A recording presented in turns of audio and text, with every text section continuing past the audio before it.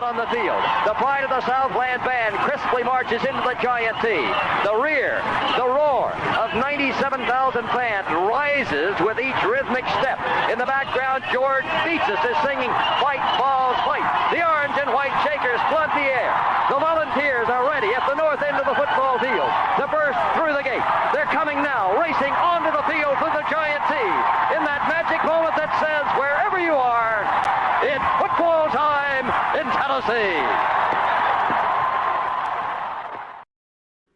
Welcome to the Talkin Vols Network. My name is Boogie Bentley. It's that time of year. All the talking heads, the media, everybody is out there talking about predictions. Who's going to beat who? Yesterday, I dropped the video talking about Roman Harper dropping the news that he believes that Tennessee will beat Alabama or Georgia in the 2022 season. Last night during the NCAA stream, somebody was talking about Paul Finebaum and starting to question, does Paul Finebaum just absolutely hate Tennessee? We were talking about some of his comments. It seems like he takes any opportunity to poke the bear or take a jab at the Tennessee football program, even though he graduated from the University of Tennessee. And just recently, he chimed in giving his prediction, and I don't necessarily disagree. I think it's a great prediction. I think it would be a great season for Tennessee, but he just can't put out his prediction. He has to poke the bear and take a shot at this Tennessee fan base. We're going to talk about it, but as always, do me a favor, go ahead and smash that like button just below the video. It's quick, it's free, it's easy, it helps the channel. I would greatly appreciate it. Also, if you are new to the Talkin Vols Network, welcome. We're not experts, we're not insiders, we are fans just like you. For the fans, by the fans. If you like what we do, make sure you subscribe, click that bell for notifications. You won't miss out when we go live or when we drop a video. We are just a little under a month away from kicking off this 2022 football season, year 2 of the Josh Heupel era. We're going to be bringing a lot of coverage your way, doing live streams 4 nights a week. Every Sunday night, we're going to do a fan call-in show for all the members of the channel. Every Tuesday night, we play NCAA 2013 and talk a little Tennessee football. We're going to do regular shows on Wednesday night, and we're going to do post-game shows on Saturday. Don't miss out on all the live streams, so make sure you're subscribed. But let's jump into this article over at 24/7 Sports. And again, this thing starts out pretty good. You can see here, Tennessee football. Paul Finebaum envisions 8 or 9 wins for the Vols in year 2 under Josh Heupel. And I know there's a lot of buzz and excitement out there. Last night on the live stream, we're talking about predictions, what everybody thinks. There are some people saying 7 wins, some people saying 10 wins, even people out there saying that Tennessee goes 11-1. Let's not get carried away. Let's not get carried away and build the expectations up so high that we get angry if Josh Heupel goes out and wins 7, 8, 9 football games. I think 8 or 9 wins would be a very solid year for year 2 in this Josh Heupel era. You go back and look where we were at when Josh Heupel took over, the mass exodus of players that transferred out, the lack of scholarship players, the lack of warm bodies. You just got to have warm bodies in the practice facility. Remember where we came from and how long we were saying it was going to take. We've kind of sped up that process through the transfer portal, through some good recruiting in just a year under Josh Heupel. But let's take a look at what Paul Finebaum had to say, and I'll let you guys decide. You guys decide if he is taking a shot at Tennessee or not, because there's a different way we can spin this thing. But it says here, Tennessee football sees plenty of buzz heading into year 2 under Josh Heupel. The Vols went 7-6 a year ago, featuring one of the best offenses in college football. Paul Finebaum sounded positive about the fall in Knoxville during his weekly appearance Monday morning on Greg McElroy and Cole Kubelik. Says, well, I think a lot depends early on that Pitt game. I think if they can get past that, Cole, they have a chance to really make some noise.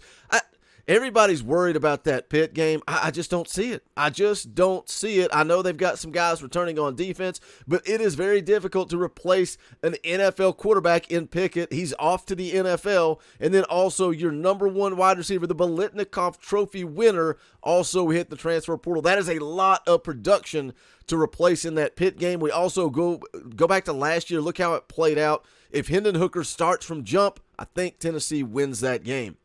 Goes on to talk here about Jeremy Pruitt being fired, Philip Fulmer stepping away. Here's a quote. It says, I think Tennessee is looking at 8 or 9 wins, somewhere in there. I think it is realistic.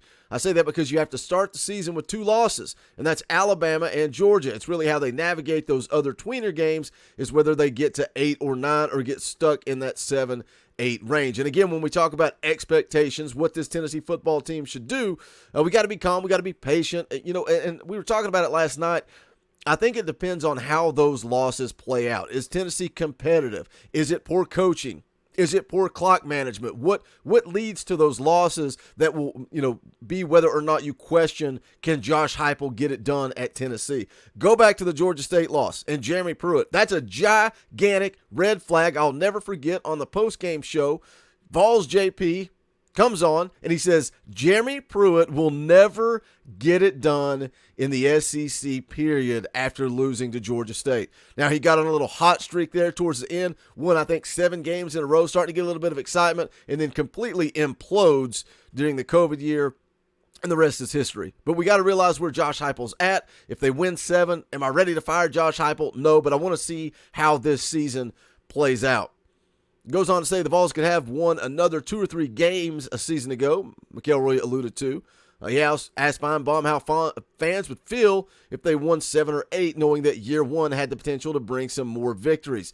That's a few breaks go another way. Tennessee does win more than 7 games. They could end up winning, 9 games, 10 games, and that's insanity to think about, again, where we came from. But here's the quote from Paul Finebaum when he asked him, kind of talking about expectations. And again, we touched on this last year.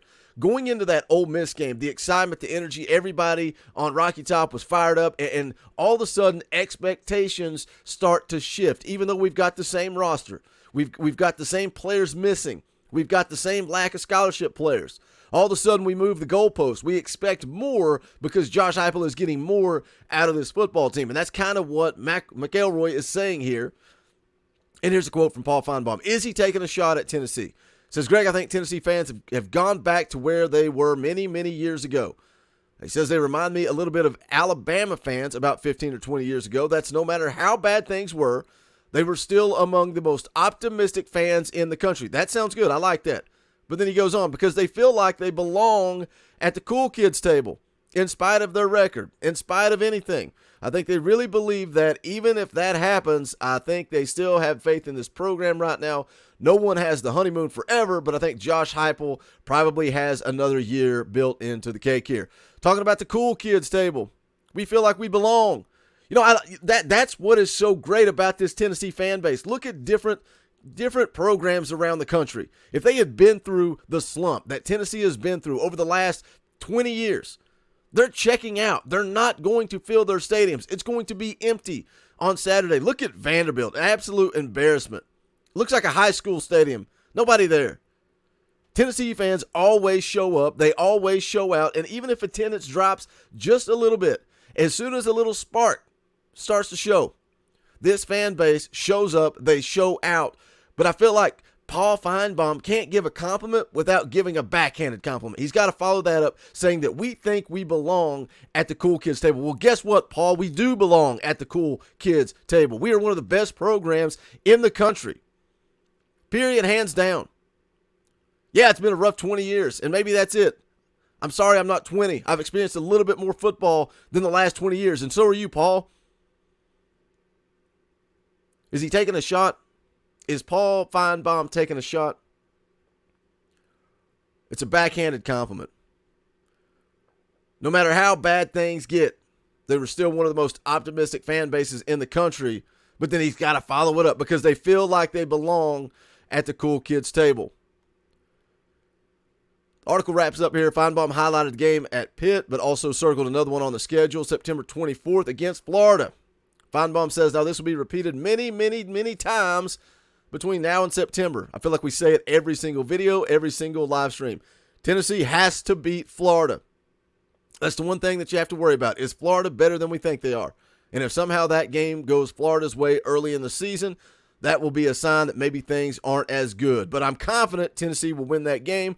And right now I can't tell you a game they'll definitely lose other than Alabama and Georgia. And that's where I'm at. Paul Finebaum wrapping it up there. I agree with that. That's where I'm at. I think they lose to Alabama. I think they lose to Georgia. Then I think you got a lot of toss-up games. That Florida game, South Carolina, Kentucky, LSU on the road. They got a lot. That's 4 toss-up games right there, plus the losses to Alabama and Georgia. They could end up going 6-6. They could go 10-2. How much is Josh Heupel going to get out of this program in year 2? Hit that comment section. Let me know your thoughts. Give me your predictions. Let me know, is Paul Finebaum taking a shot at Tennessee, or is Boogie reading a little bit too much into it? I feel like that guy, any opportunity he has, he takes. Hit the comment section, let me know. Make sure you guys smash the thumbs up on the way out the door. Go check out the official merchandise of the Talkin Vols Network, bonfire.com/store/Talkin Vols. Any and all support greatly appreciated. Thank you to all the new members of the channel. A lot of you guys starting to flood in as we get into football season. If you like what we do and you want to throw a little money our way and support this channel, you can hit that join button down below, right beside subscribe. Hit that join button as little as 99 cents a month. You can help what we do here, or you can go up to $9.99. You get access to fan call-in shows, custom Talkin Vols emojis, all kinds of good stuff. But that's going to do it for this one. This is the Talkin Vols Network. My name is Boogie Bentley. Go Big Orange.